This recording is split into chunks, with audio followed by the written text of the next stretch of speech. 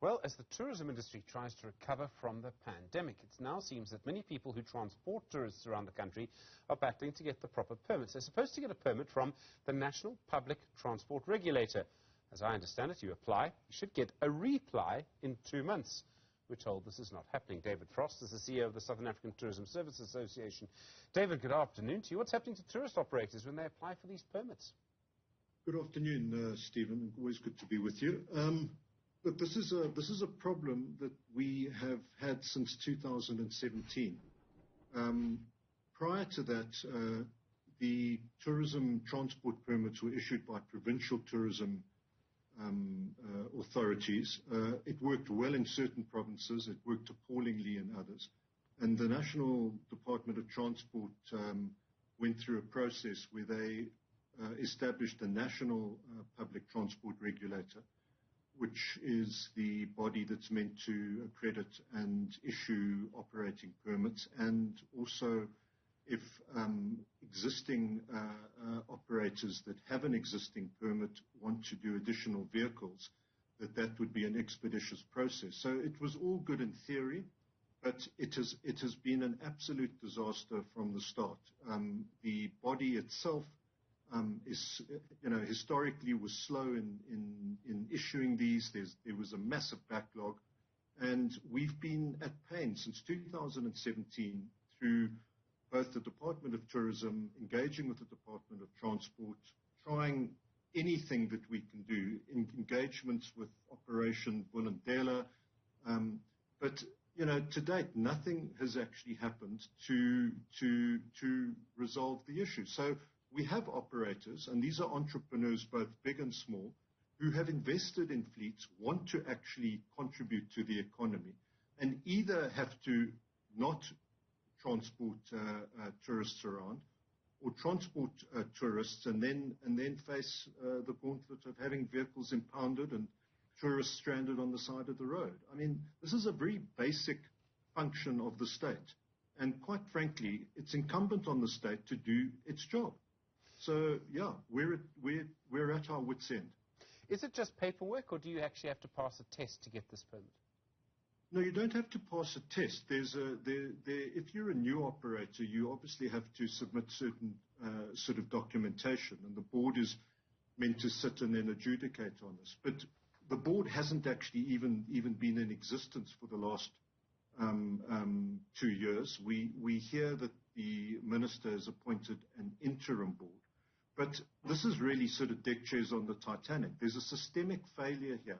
It's not only that the board can't do its work expeditiously. There's a confusion between the tourist side of things and taxis, which needs to be resolved.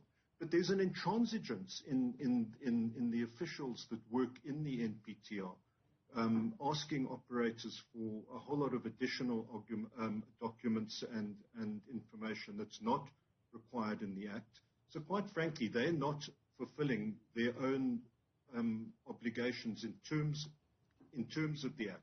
So what we are asking government for, quite simply, because we've been in this sort of logjam now for 5 years, Stephen, and what we're saying is grant an amnesty that allows existing operators to operate without fear of vehicles being impounded. And we have a precedent for this, Stephen. When it was done by provincial tourism authorities, MEC Vardy in Gauteng, there was a computer systems problem. And he acknowledged that was the state's failure. He allowed an 18-month moratorium for existing operators and until they could fix that problem. So we have had a moratorium in the past, but we're also saying, why don't we set up a task team? And maybe somebody like MEC Vardy, who has stepped out of politics, would be a suitable person to head that up. But involve us as the tourism industry in what the solution should be. And our competitors, Stephen, do this effortlessly. But here we are, just with another impediment in the way of the second biggest economic sector in the country, and through pure state failure. Is the problem just with the interim board? Is it the regulator? Is it the transport minister, Fikile Mbalula? Where does the buck stop here? Well, look, it precedes Minister Mbalula. So this is certainly not something that has emerged on his watch, so to speak. I mean, this, as I say, goes back to 2017. And there has been a whole lot of engagements, copious letters written to both, as I say, tourism ministers, through to transport, engagement with the DG of transport. But, there just doesn't seem to be a political will to actually get this sort of sorted out. And it may seem a slightly sort of smaller problem, but tourism is a composite set of interlocking mechanisms. And if one of them doesn't work, and this is a particular one, it bedevils the entire industry. Tourism transport is a vital part of our offering. Not everybody arrives and simply hires a car.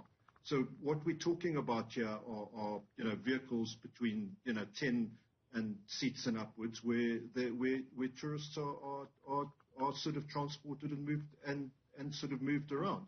So as I say, quite frankly, this has gone on for sort of long enough. We've raised the issues through BUSA as well, and hopefully the new red tape unit that the President announced a couple of months ago can actually get their teeth into this, because we're also sort of waiting for some action on that side. It seems that the red tape unit that was set up to remove red tape is still bedeviled in its own red tape. So Dave, one lives in hope.